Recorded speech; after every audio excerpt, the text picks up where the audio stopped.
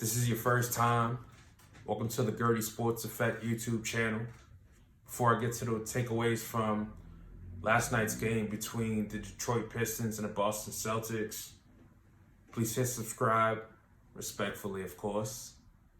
Please hit the notification button so you don't miss out on any of this heat. And please like this video to support a brother from another. Now to the game. Takeaway number one, it's got to be the Celtics' slow offensive start against the Detroit Pistons, who came into last night's game winless, 0-4. I think Brad Stevens experimenting with Carson Edwards was the wrong move. I think Carson Edwards' experiment at this point should be done for. He hasn't been able to hit very many shots since he's come to the NBA, aside from that one preseason game. It's no surprise to me that Carson wasn't able to give the Celtics an offensive punch at the beginning of yesterday's game. I think it's also worrisome and troublesome that the Celtics aren't able to come out with energy unless they're playing against a marquee matchup. For instance, against the Brooklyn Nets, the Celtics were able to come out and play well.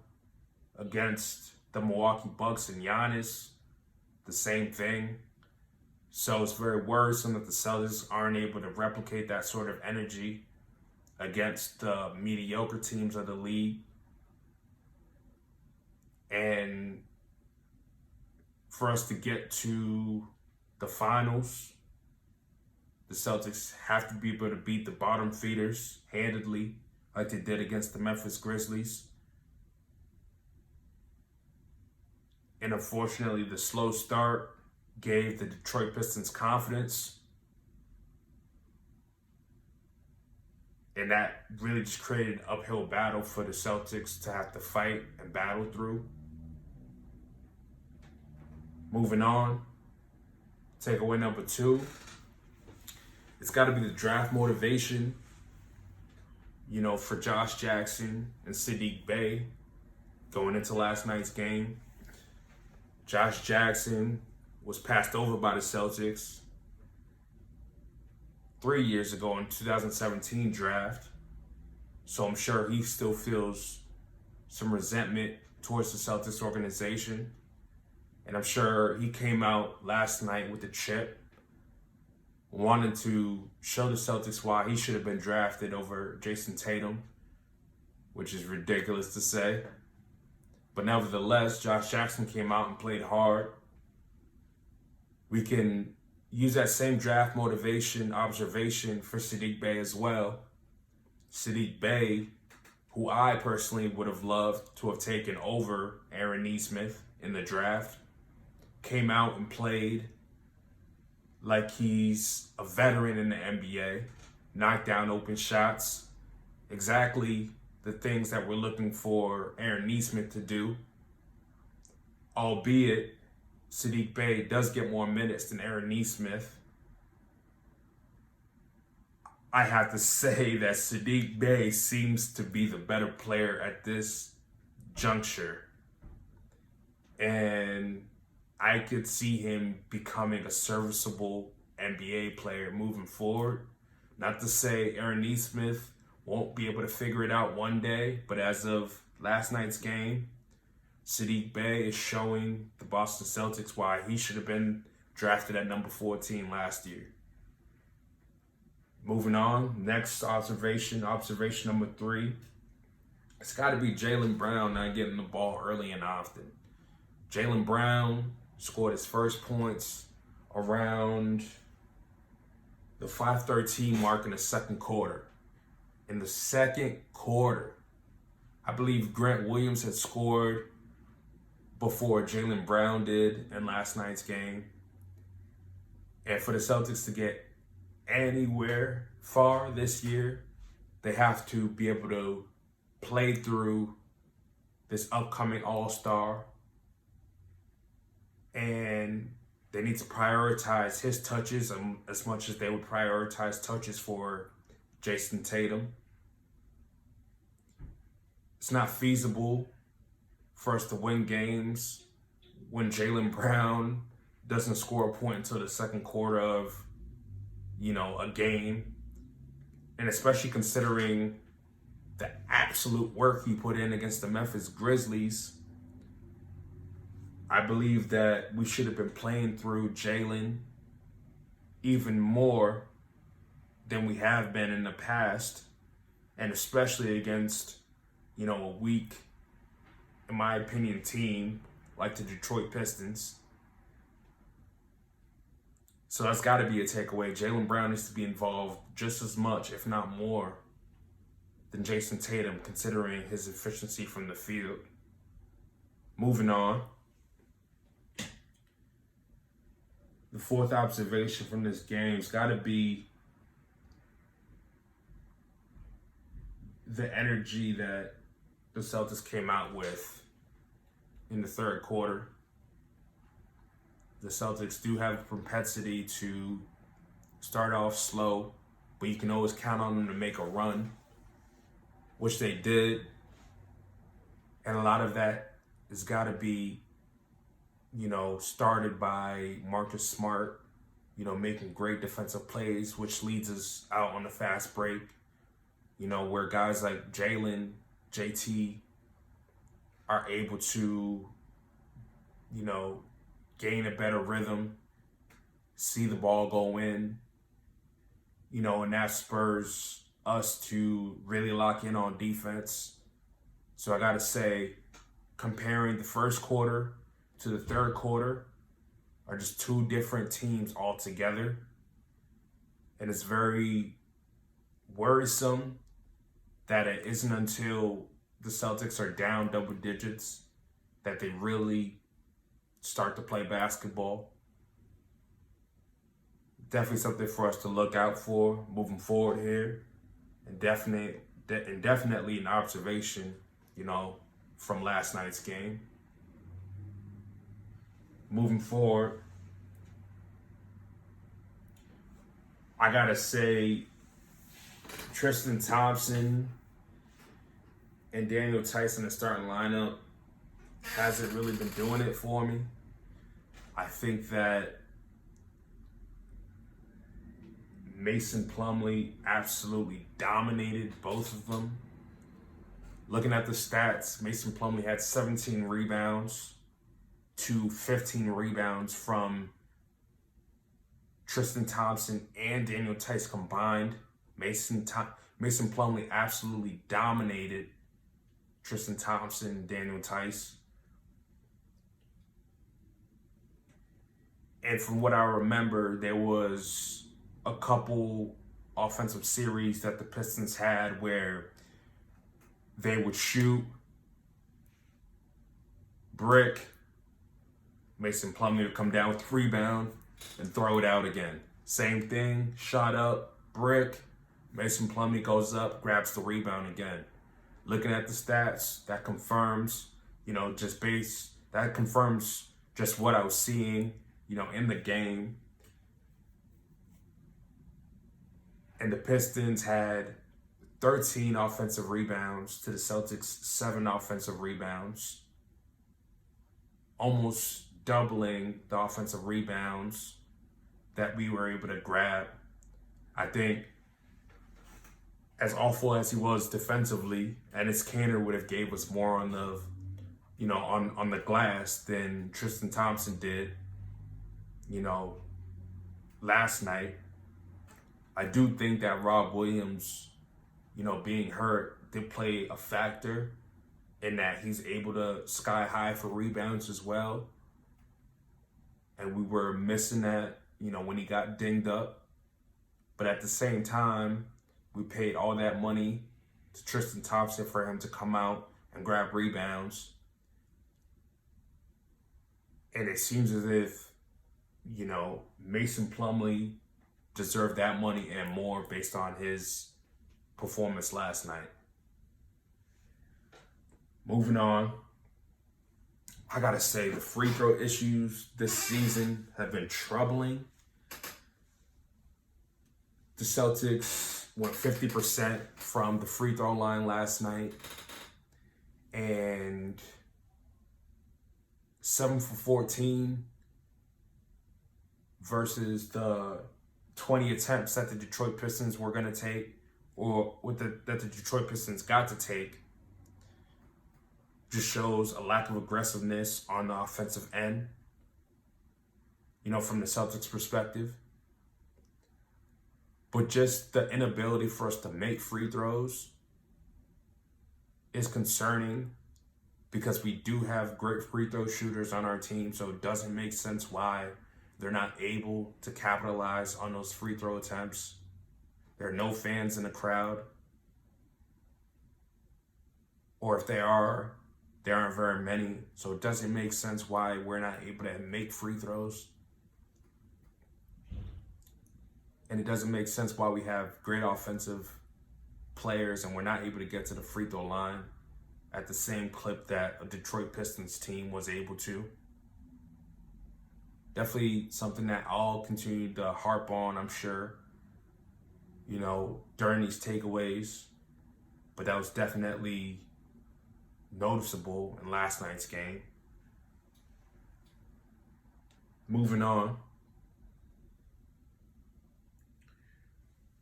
Marcus Smart's got to stop shooting the ball at the end of games. For as hot as he can get, he's just not the player that I want taking shots at the end of games. Jaylen Brown, Jason Tatum, even a Jeff Teague should be getting looks at the end of games until Kemba Walker, who I'm going to talk about in the next takeaway, comes back. Marcus Smart had a play at the end of the game on a semi-fast break where he got a open look from the three. And I personally didn't love the shot. I believe on the Celtics broadcast, they had talked about liking the shot. I personally didn't. I think that in a close game like that, if you have that look, there's a reason why you have that look. NBA teams can only do so much. They can only guard so many players, especially when there are two great, talented players on one team, like we have with Jason Tatum and Jaylen Brown. So I think Marcus Smart shooting that ball was the wrong play. It wasn't the smart play. I believe that Marcus Smart has a propensity to take the hero shots at the end of games. He's done it in the past. He did it last year against the Los Angeles Lakers when he could have thrown the ball out to Kemba Walker at the three to tie the game. But part of what makes Marcus Smart so great is his attitude and believing that he can guard anybody. But on the offensive side, he believes that he can make any shot at any time. And yes, his percentages have gone up, but they're just better options at the end of games. And Marcus Smart falls lower on that list of players that I would want shooting a three at that to tie the game. He had an opportunity to make a layup at the end of the game. Couldn't capitalize on that attempt. I think he shot that with his left hand. To be honest, in those situations, I prefer if, a Jeff Teague, who hasn't been finishing at the rim very well, and obviously a Jaylen Brown and a Jason Tatum to get, all those attempts at the end of games versus the 2 attempts that we got from Marcus Smart. Next takeaway, it's got to be Kemba Walker. Missing Kemba Walker to close out these games, to close out the first game that we had against the Indiana Pacers, to close out this game against the Detroit Pistons. It makes a difference. Whether we like or dislike the way that he played in the playoffs last year, he is a bucket getter. He knows how to create separation when he's healthy. And he can make free throws. to close out games. Just all things that we don't really have consistently at the moment. So Kemba Walker being out of the lineup is starting to rear its ugly head.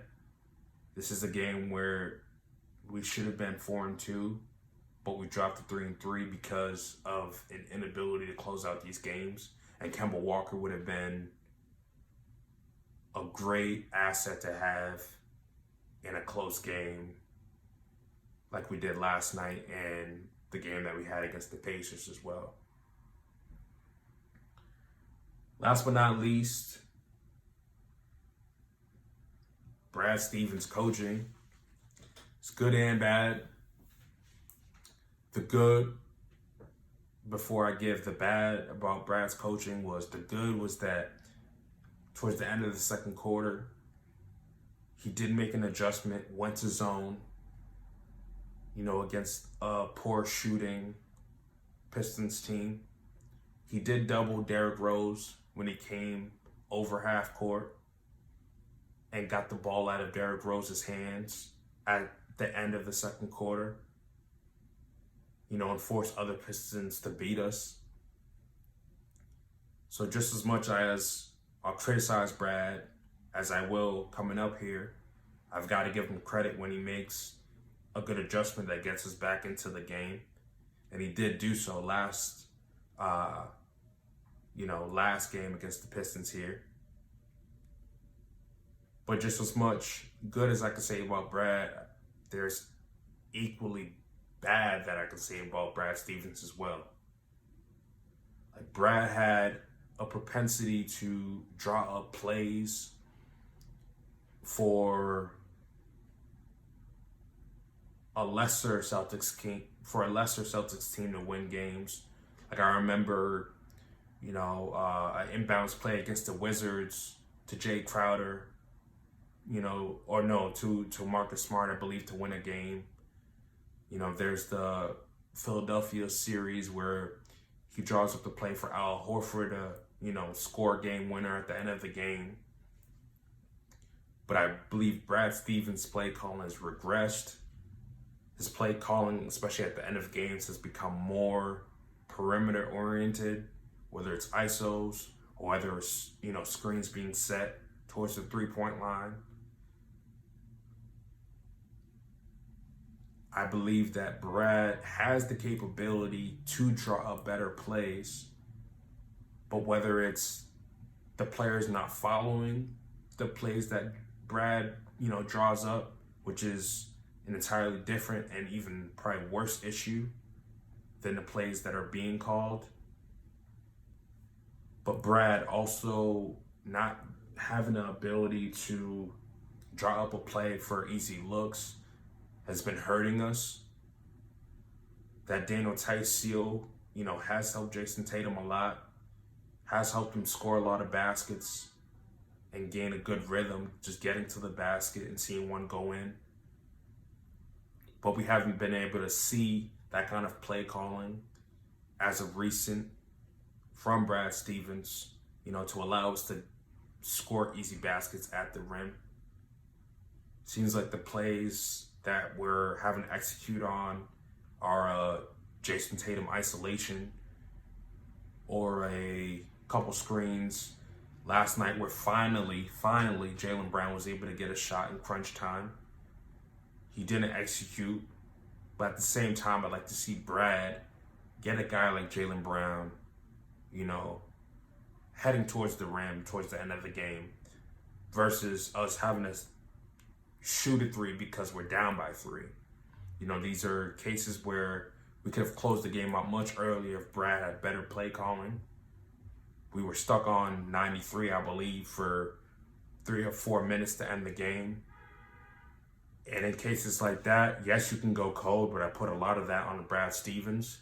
And I look forward to better play calling and better coaching from him moving forward here. And if not, I'll continue to talk about it. So that wraps up the 10 takeaways, the 10 observations from last night's game between the Boston Celtics and Detroit Pistons. I hope you enjoyed this. Again, please subscribe, hit the notification bell, like the video. And if there's any takes that you disagree with, love to see you in the comments. Spam the comments. Let me know what you agree with, what you disagree with. And I'll hear you in the comments. I'll respond to your comments. And look forward to seeing you in the next video. Peace.